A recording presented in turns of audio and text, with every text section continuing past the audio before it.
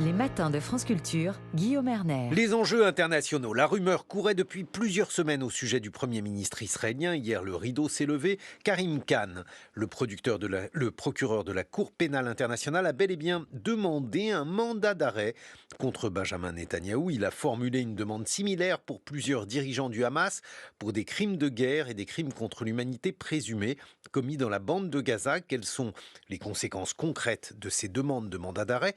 Peuvent-elles infléchir le conflit entre Israël et le Hamas? Bonjour William Bourdon. Bonjour. Vous êtes avocat international au barreau de Paris, spécialiste du droit humanitaire. Alors tout d'abord, il faut être précis sur ce qui est reproché aux dirigeants du Hamas et aux dirigeants israéliens.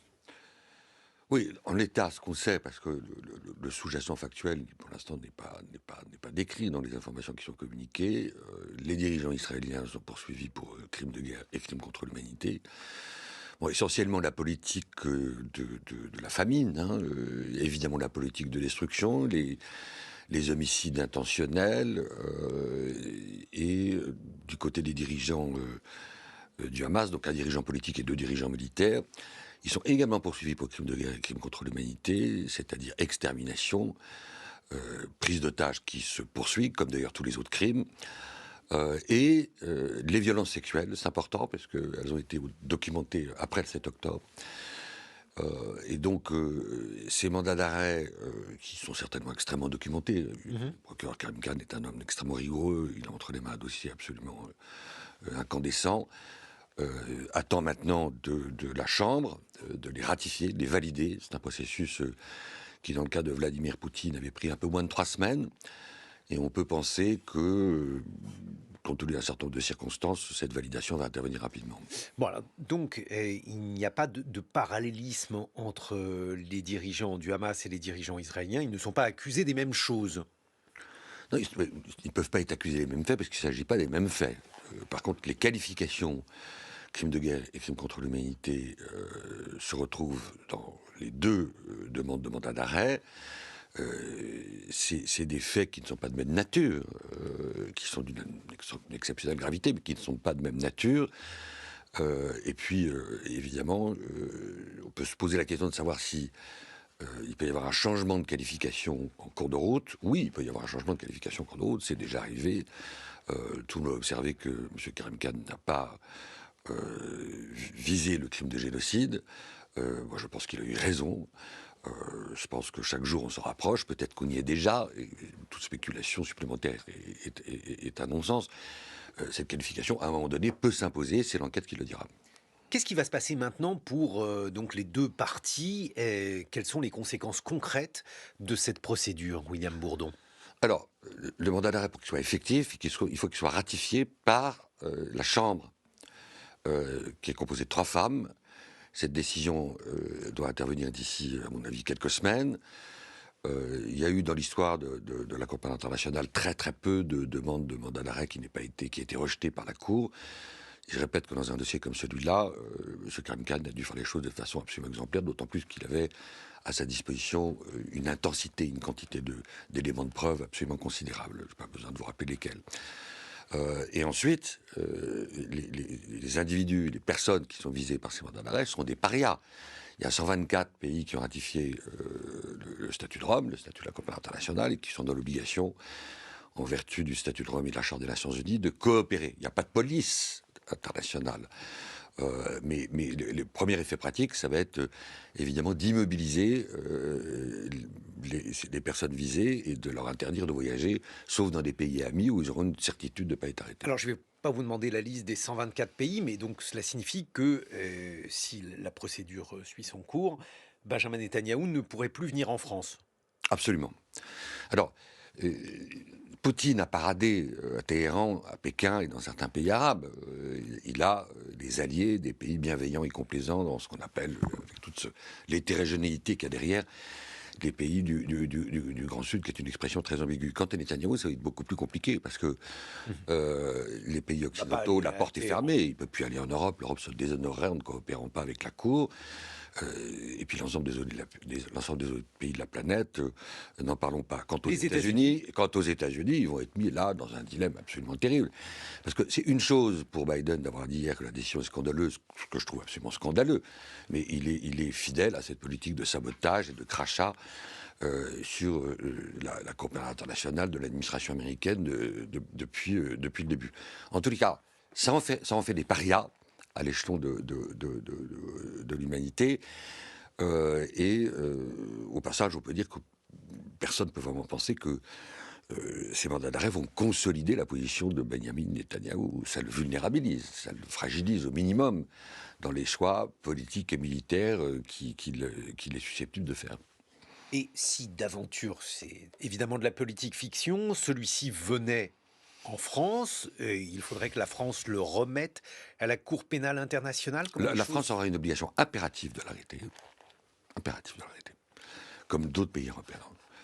Et de le remettre à l'issue d'une procédure, et de le remettre au bureau du procureur de la Cour pénale internationale. Donc il serait conduit où concrètement ? Pardon ? Il serait conduit où concrètement ? Il serait conduit à La Haye, où il serait incarcéré, comme l'ont été tous les autres fugitifs. Il n'y en a pas eu beaucoup qui ont été interceptés, puisque beaucoup se sont rendus volontairement.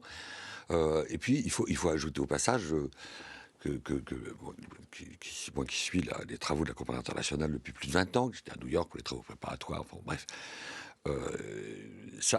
Ces mandats d'arrêt viennent effacer, en tous les cas largement atténuer, le procès qui est fait constamment à la Cour pénale internationale d'être l'incarnation du deux poids deux mesures, voire pour certains, de façon plus démagogique, un instrument néocolonial. Il y a quelque chose qui est assez fantastique dans ce qui se passe, outre le séisme politique que ça provoque.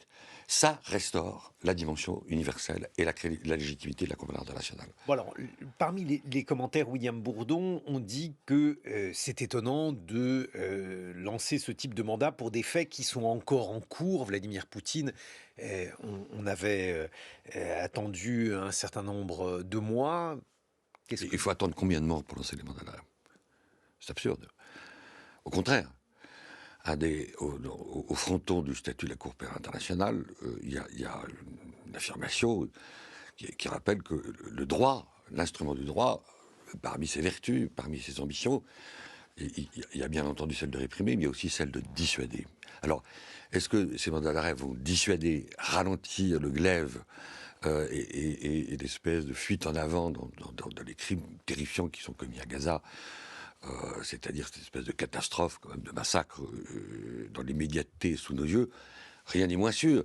Est-ce que ça peut consolider, hystériser le camp des suprémacistes israéliens et les pousser dans une logique de terre brûlée? C'est possible. Il y a des voix en Israël qui vont se trouver renforcées, consolidées, pour dire halte au feu. Ça peut aussi donner des arguments au camp des progressistes, à un certain nombre de responsables des services secrets israéliens, des responsables militaires, qui disent nous sommes déjà dans une logique de suicide collectif, il faut que tout ça s'arrête. Mais pour l'instant, c'est un peu tôt pour anticiper. Que risquent les uns et les autres ? Avec les crimes qui sont visés, ils risquent une peine perpétuelle, ou une peine suivant les crimes de 20 à 30 ans. On n'en est pas là pour l'instant. Mais peut-être qu'un de ces personnages pourra se retrouver dans le box. Quant aux dirigeants du Hamas, comme ils circulent entre le Qatar et les tunnels de Gaza, eux, évidemment, ils ne sont pas prêts d'être arrêtés non plus. Même si, là, je parle de Benjamin Netanyahou, même si les États-Unis, donc, par la voix donc, du président Biden, ont dit que c'était une décision scandaleuse, cela ne diminue en rien la procédure en cours et l'exécution éventuelle d'une peine, Maître Bourdon ? Alors, ce séisme s'inscrit dans le cadre d'un antagonisme extrêmement fort entre les pays les plus puissants de la planète, qui par ailleurs se combattent idéologiquement, économiquement, et le fil rouge entre la Chine, les États-Unis, la Russie, certains pays arabes et Israël, c'est la détestation de la Cour pénale internationale, c'est la volonté de la discréditer, c'est la volonté de rester totalement impuni quand on persécute et qu'on commet les pires crimes. C'est évidemment gravement attentatoire à l'humanité, ça affaiblit d'une façon absolument terrifiante la parole occidentale, et là les Américains quand même se retrouvent largement coincés, en tous les cas l'administration américaine, alors même que le camp progressiste, le camp démocrate américain, qui met en demeure Biden de changer de politique à l'égard d'Israël, va aussi se trouver renforcé pour tenter d'obtenir de l'administration américaine un infléchissement de sa politique. Ça veut dire aussi qu'il n'y aurait donc plus que des États parias qui seraient prêts à recevoir Benjamin Netanyahou et Yoav Gallant. Est-ce que ça peut également avoir un effet dissuasif pour d'autres au sein de ce gouvernement? Est-ce qu'ils sont les deux seuls à être incriminés ou est-ce que, par extension, on peut considérer que c'est l'ensemble du gouvernement, voire, je ne sais pas, de l'armée, de l'état-major, qui peut être accusé de tels crimes? Les crimes qui ont été commis, qui continuent d'être commis sous nos yeux, sont des crimes de masse.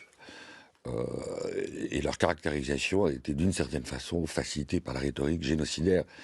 Ce qui ne veut pas dire que le génocide soit caractérisé dans toutes ses dimensions, encore que moi je pense qu'on est chaque jour de plus en plus. Mais la rhétorique génocidaire, évidemment, a été un élément facilitateur de la caractérisation des crimes. Qu'est-ce qui se passe dans la tête d'un homme qui est responsable politique, qui sait qu'il est sous mandat d'arrêt? Est-ce que ça... Oui, c'est une question. Est-ce que ça peut le responsabiliser et l'obliger à adopter ou à faire adopter par ceux qui collaborent avec lui une autre attitude? C'est très très difficile de le savoir. Il y a une logique dans une partie des responsables politiques israéliens, j'ai beaucoup d'amis en Israël, qui est dans une logique de forteresse assiégée, de victimisation, de parano, nous contre le monde. Comment tout ça va se résoudre? Ce qu'il faut souhaiter, c'est que ce soit les forces, j'allais dire les forces du bien, les forces progressistes, les forces démocrates, les forces de la paix, qui soient encouragées par ces mandats d'arrêt. Merci, maître William Bourdon. Je rappelle que vous êtes avocat international au barreau de Paris.